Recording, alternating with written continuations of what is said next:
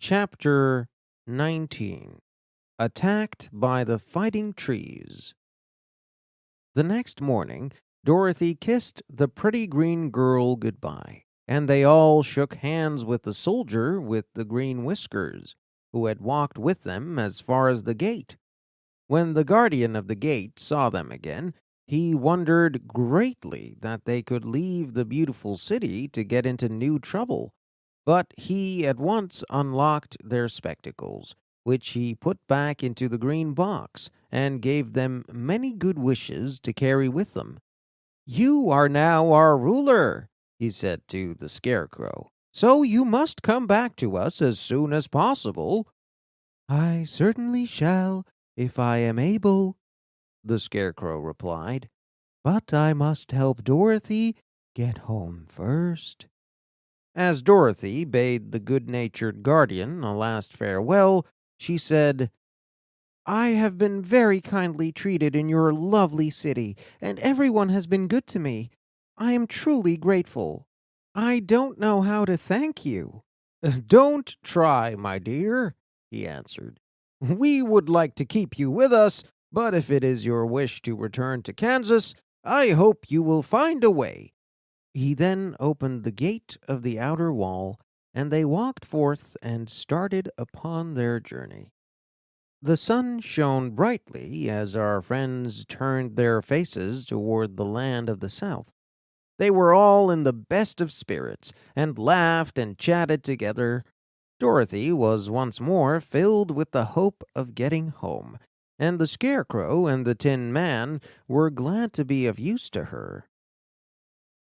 As for the Lion, he sniffed the fresh air with delight, and was incredibly happy to be in the country again, while Toto ran around them and chased the moths and butterflies, barking merrily all the time. "City life does not agree with me at all," remarked the Lion, as they walked along at a brisk pace. "I have lost much flesh since I lived there, and now I am anxious for a chance to show the other beasts how courageous I have grown." They now turned and took a last look at the Emerald City. All they could see was a mass of towers and steeples behind the green walls, and high up above everything, the dome of the Palace of Oz. "Oz was not such a bad wizard after all," said the Tin Man, as he felt his heart rattling around in his breast. "He knew how to give me brains, and very good brains, too," said the Scarecrow. "If Oz had only taken a dose of the same courage he gave me," added the Lion, "he would certainly have been a brave man." Dorothy said nothing.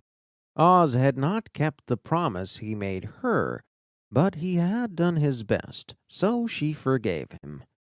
As he said, he was a good man, even if he was a bad wizard. The first day's journey was through the green fields and bright flowers that stretched about the Emerald City on every side. They slept that night on the grass, with nothing but the stars over them, and they rested very well indeed. In the morning, they traveled on until they came to a thick forest. There was no way of going around this forest, for it seemed to extend to the right and left as far as they could see, and, besides, they did not dare change the direction of their journey, because they were afraid of getting lost.